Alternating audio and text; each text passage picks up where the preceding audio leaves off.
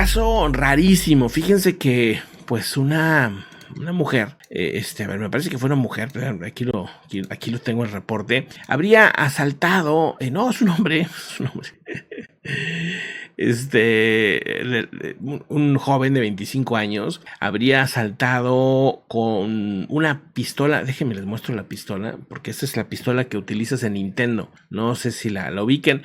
En algunos Nintendo era naranja, según recuerdo, pero bueno, esta es color negro, la pintó, no sé. Pero es con la que jugabas el Dog Hunt, el arma que le dispara a los patos, ¿no? Que sale un perrito ahí y salen los patitos y disparas a la pantalla y pues destruyes a los patos, ¿no? Esta persona es un joven de 25 años que tenía posiblemente una consola de Nintendo en Carolina del Sur. Se le hizo fácil y bueno, pues se fue hacia, ¿no? Es él, ¿no? Ahí está. Y bueno, pues fue a una tienda de conveniencia, una tienda de esas de gasolineras, y bueno, pues fue armado de esa manera. El punto es que él se llama David Joseph de la Sandro, está detenido, aunque usó una pistola de juguete, pues el hecho de que fuera a robar, evidentemente lo detuvieron.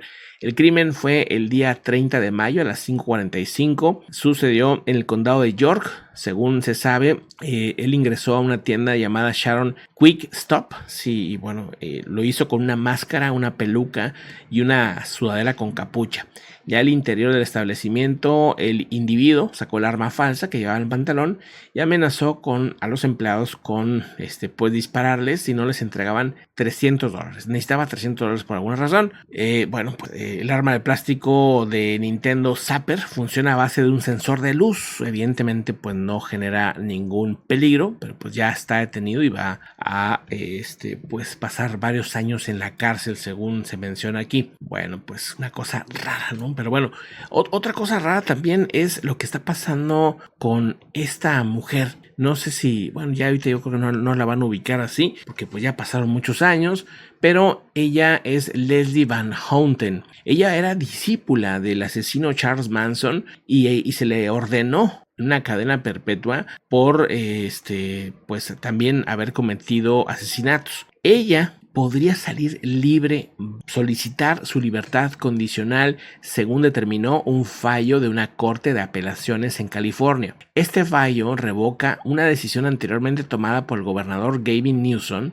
quien ya había rechazado la libertad condicional a favor de la mujer en el 2020. Aquí lo comentamos, ¿no? Aquí comentamos esa situación porque llamó, una pues discípula, Charles Manson, va a salir libre, y le dijeron no va, a pesar de lo que habían dicho, no, el gobernador detuvo todo eso, ¿no? Esto será algo que podría conocerse muy próximamente. Sí luce complicado, pero ya no imposible. Van Houten ha mostrado extraordinarios esfuerzos de rehabilitación, perspicacia, remordimiento, planes realistas de libertad condicional, apoyo de la familia y amigos, según han dicho los informes. O sea, que por todos lados se ve como que ya cambió, según dicen. Leslie Van Houten tenía 19 años cuando se unió a la secta de Charles Manson y bueno, pues la mujer, aunque no participó directamente, según dicen en el crimen del matrimonio de Leno y Rosemary La Bianca, que sucedió un día después, dice, Van Houten admitió haber propinado 16 puñaladas a una de las mujeres, quien había suplicado por su vida, de tal forma que prometió no llamar a la policía, ¿no? Luego de ser detenida y llevada a 3 juicios, en 1978 se determinó que Van Houten como culpable de asesinato en primer grado y fue condenada a cadena perpetua con la posibilidad de optar a libertad condicional más adelante. Bueno, pues ya es ese más adelante, ya pasó ese tiempo en la cual puede pedir esa libertad condicional, que ya la ha pedido muchas veces, siempre se la rechazan, pues a lo mejor ya no.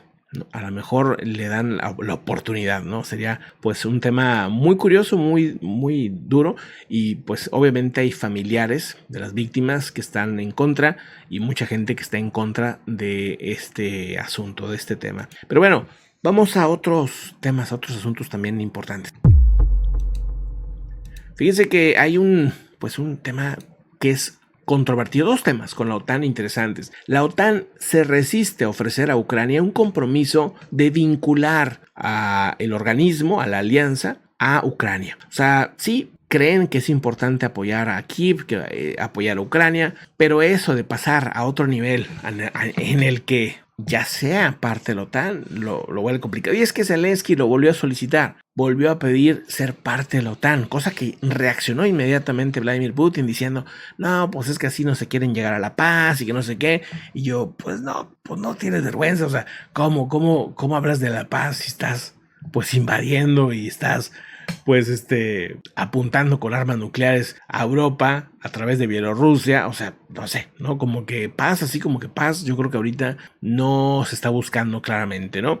La OTAN dice pues que no piensa dar garantías ni vincular a Ucrania de momento, sí ve importante apoyar. También, por otro lado, otro asunto interesante en otros movimientos de la OTAN es que están haciendo presión a Turquía y a Hungría para que ratifiquen el ingreso a Suecia. Suecia sigue sin tener la posibilidad de ser parte de la OTAN y todos los países, menos Hungría y menos Turquía, quieren que sea parte de Suecia. Suecia también quiere ser parte de la OTAN, pero también esto tiene un tiempo definido. Si no sucede pronto, dice Suecia, pues se va a retirar la propuesta y ya no van a querer entrar. También tienen su orgullo. La OTAN aumenta la presión sobre Turquía, pero también sobre Hungría para que ratifiquen de una vez por todas la entrada de Suecia a la Alianza Atlántica, una decisión tomada ya hace casi un año en la cumbre de Madrid, pero que todavía no ha sido cerrada.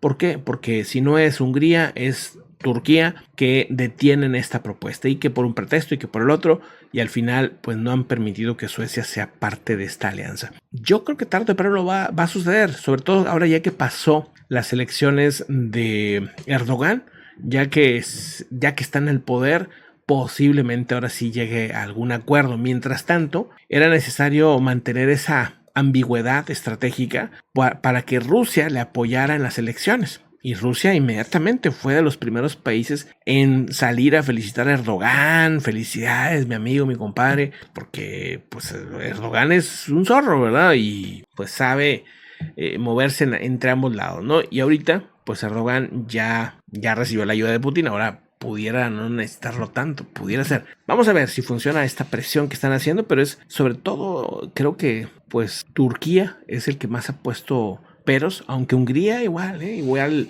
andan por la misma. Pero bueno, vamos a otros asuntos interesantes.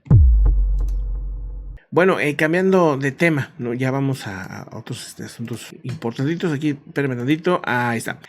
Otra vez, noticias de Belgorod. Según lo que reportan en estas últimas horas, el alcalde Vyshalav Gladkov, que es el alcalde de Belgorod, ciudad rusa pegado a Ucrania, como ya saben, ha vuelto a evacuar a más personas que pues quieren alejarlas, dicen, de la frontera de Ucrania. Hay una serie de avisos por parte del grupo que está haciendo estos ataques que van a continuar hasta llegar a Moscú. O sea que los ataques van a continuar hasta llegar a Moscú. No han sido detenidos ni nada. Dice él que pues simplemente van a ir avanzando. Han estado generando, por ejemplo, ataques aéreos ahí en Belgorod.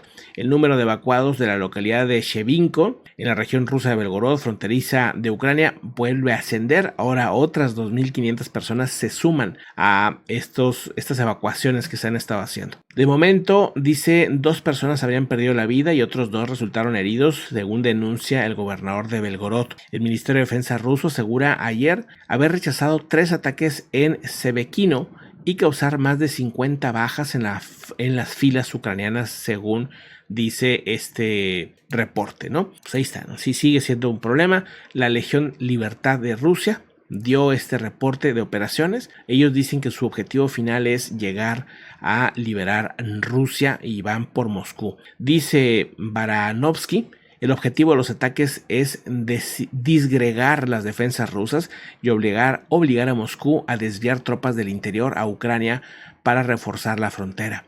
Uno de nuestros objetivos tácticos es desviar tropas rusas de otras partes del frente ucraniano, declaró en una entrevista, esta hecha en Varsovia, por cierto. Este es un objetivo. El otro es mostrar a los rusos como un país posible que ha aparecido, un grupo armado dispuesto a luchar por la libertad. Y pues bueno, esta era la imagen que mostraban de este grupo, que sigue siendo pues un grupo desconocido, aunque este personaje se sabe más o menos quién es, más o menos se conocen algunos líderes de estos grupos. No se esperaba que fueran tantos y no se esperaba que estuvieran tan bien armados. Según creen, este grupo tendría unos 160,000 seguidores en Telegram y miles de seguidores en toda Rusia, aunque pues son anónimos, ¿verdad? O sea, no están activos, pero esto pues me imagino generará las alertas encendidas al máximo en algunos puntos, sobre todo del centro y oeste de Rusia. Vamos a ver qué pasa, ¿no? Pero bueno, vamos a otro asunto importante.